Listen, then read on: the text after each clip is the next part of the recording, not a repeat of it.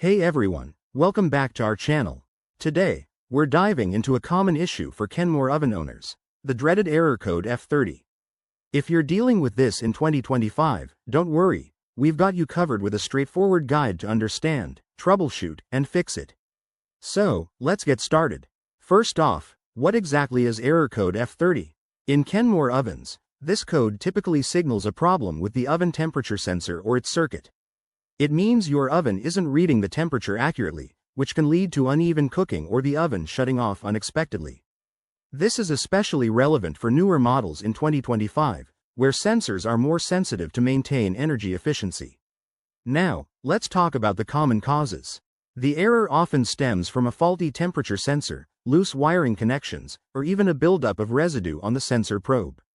Environmental factors like power surges or wear and tear over time can also trigger it. If you've recently moved your oven or had a power outage, that might be the culprit. To troubleshoot, start by unplugging your oven for at least 30 seconds to reset it. This simple step resolves the issue about 50% of the time. Next, check the sensor wiring for any visible damage and ensure it's securely connected. You can use a multimeter to test the sensor's resistance.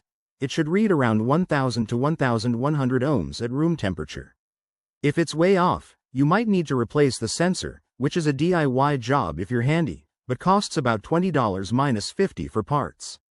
If these steps don't work, it's time to call in a professional technician to avoid any safety risks, like electrical issues.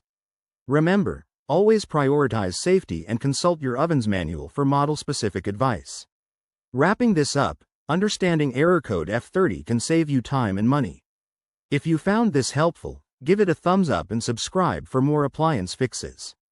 Got questions? Drop them in the comments below. Thanks for watching, and see you next time.